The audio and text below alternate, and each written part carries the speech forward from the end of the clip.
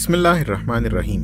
السلام علیکم مولانا، میرا نام محمد واصف ہے۔ کربلا کو ہم تک پہنچانے والے ولی خدا امام زین العابدین علیہ السلام کی کربلا سے پہلے اور بعد کی زندگی پر تھوڑا روشنی ڈالیں۔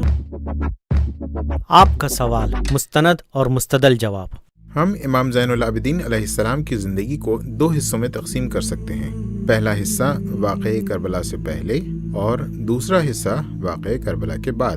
واقعہ کربلا سے پہلے آپ کی ولادت امام علی علیہ السلام کی شہادت سے 2 سال قبل سن 38 ہجری میں ہوئی، یعنی آپ نے اس دنیا میں اس وقت آنکھیں کھولیں جب حضرت علی علیہ السلام کو سارے مسلمان خلیفہ رسول مانتے تھے۔ آپ ابھی 2 سال کے تھے کہ آپ کے دادا کی شہادت ہو گئی۔ امام حسن علیہ السلام کی امامت کا زمانہ آیا جس میں آپ نے اپنے چچا امام حسن علیہ السلام کی زندگی میں مختلف حالات دیکھے۔ کبھی جنگ کی تیاری تھی تو کبھی ماننے والوں کا ساتھ چھوڑنا اور پھر امام علیہ السلام کا صلح کرنا، یہاں تک کہ آپ کی عمر 12 سال کی تھی جب 50 ہجری میں امام حسن علیہ السلام کی شہادت ہو جاتی ہے اور آپ کے والد امام حسین علیہ السلام کی امامت کا دور شروع ہوتا ہے۔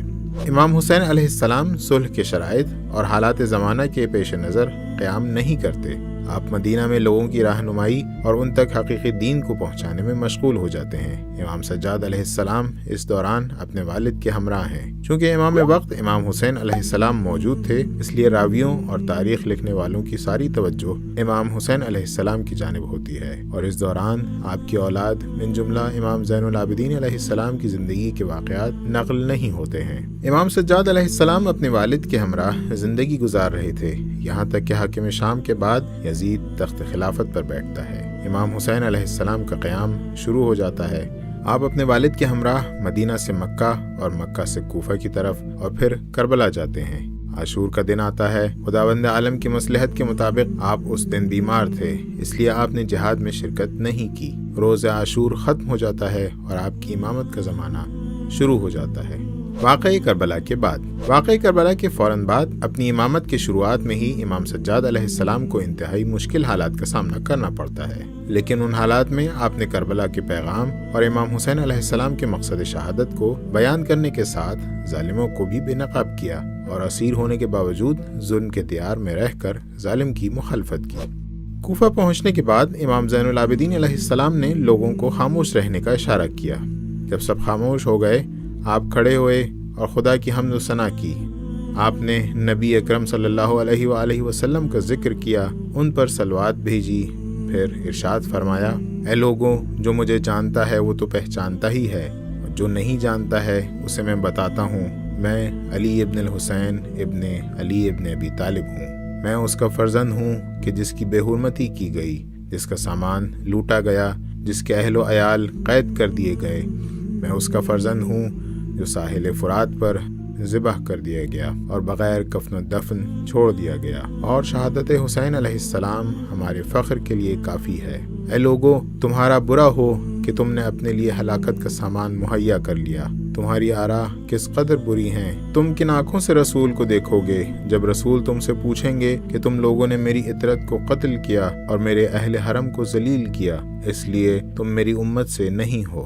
امام سجاد علیہ السلام نے کوفیوں سے خطاب کرنے کے بعد ابن زیاد کی مجلس میں بھی چند مختصر جملوں کے ذریعے ظالم کا حقیقی چہرہ بیان کیا۔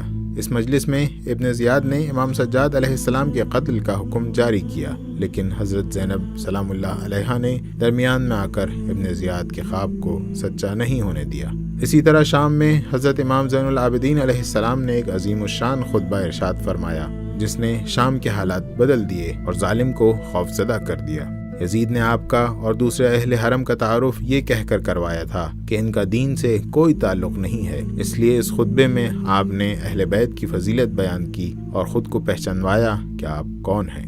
ہم اہل بیت کو علم اور حلم عطا کیا گیا، ہم کو شجاعت سے نوازا ہے، مومنوں کے دلوں میں ہماری محبت ہے، خدا کے نبی ہم میں سے ہیں، شیر خدا ہم میں سے ہیں، خواتین کی سردار فاطمہ بتول ہم میں سے ہیں، اور جوانان جنت کے سردار ہم میں سے ہیں۔ اس کے بعد آپ نے خود کو پہچانوایا، اے لوگو، تم سے جو مجھے پہچانتا ہے وہ تو پہچانتا ہی ہے، اور جو نہیں پہچانتا میں اسے بتاتا ہوں کہ میں کون ہوں۔ سنو، میں مکہ و منا کا بیٹا ہوں، میں مروہ اور صفا کا بیٹا ہوں، میں محمد مصطفیٰ کا بیٹا ہوں، میں اس کا بیٹا ہوں جو معراج پر گیا اور فرشتوں نے اس کے پیچھے نماز پڑھی، میں فرزند علی مرتضیٰ ہوں، میں اس کا فرزند ہوں جس نے خدا کی راہ میں جہاد کیا، جس نے 2 بار ہجرت کی، میں فرزند فاطمہ ہوں، میں اس کا فرزند ہوں جسے پشت گردن سے ذبح کیا گیا، میں اس پیاسے کا فرزند ہوں جو پیاسا ہی دنیا سے اٹھا۔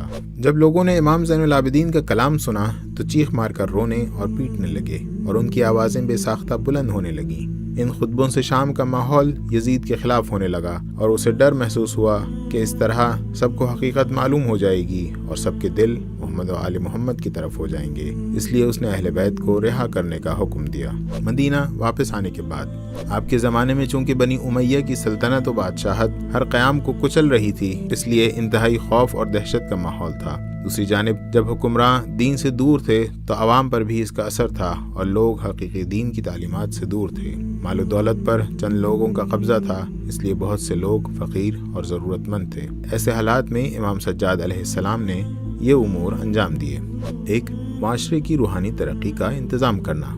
آپ نے اپنے دور کے معاشرے کو اسلامی اقدار سے واقف کرانے کے لیے عبادت اور خدا سے مناجات کا راستہ اپنایا۔ آپ نے اپنی دعاؤں میں لوگوں کو خداوند عالم سے گفتگو کرنے، مناجات کرنے، اپنے گناہوں کی معافی طلب کرنے اور اس طرح سے خدا سے قریب ہونے کا طریقہ سکھایا۔ خود آپ دعا اور عبادات کا مجسم پیکر تھے۔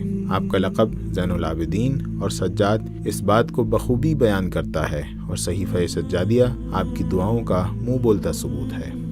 2. غربا کا خیال رکھنا۔ سماجی ناانصافی کے اس دور میں امام سجاد علیہ السلام مدینے کے غربا کا خیال رکھتے تھے۔ جس حد تک ممکن تھا ان کے لیے کھانا، لباس اور دوسری ضرورتوں کا بندوبست کرتے تھے۔ آپ رات میں لوگوں کے گھروں تک ان کی ضرورت کا سامان پہنچاتے تھے اور فرماتے تھے کہ مخفی طور پر لوگوں کی مدد کرنا خدا کی ناراضگی کو ختم کرتا ہے۔ 3. واقعہ کربلا کی یاد منا کر ظلم اور ظالم کی مخالفت کرنا۔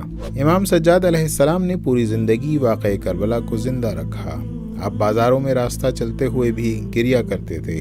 بنی امیہ کی حکومت نے اپنے پروپیگنڈے کی طاقت سے لوگوں کی نظروں میں مظلوموں کو غلط اور ظالموں کو صحیح ثابت کر دیا تھا۔ امام زین العابدین علیہ السلام نے امام حسین علیہ السلام اور ان کے باوفا اصحاب کی یاد منا کر ہمیشہ ظالموں کا چہرہ بے نقاب کیا، اور آپ امام حسین علیہ السلام کی عزاداری کے ذریعے لوگوں کو یہ بتاتے رہے کہ ظالم کون ہے اور مظلوم کون ہے۔ اس کلپ میں ہم نے کوشش کری کہ امام زین العابدین علیہ السلام کی زندگی کے کچھ پہلوؤں پر روشنی ڈالیں۔ امید کرتے ہیں آپ کو یہ کلپ پسند آئی ہوگی۔ شکریہ، خدا حافظ۔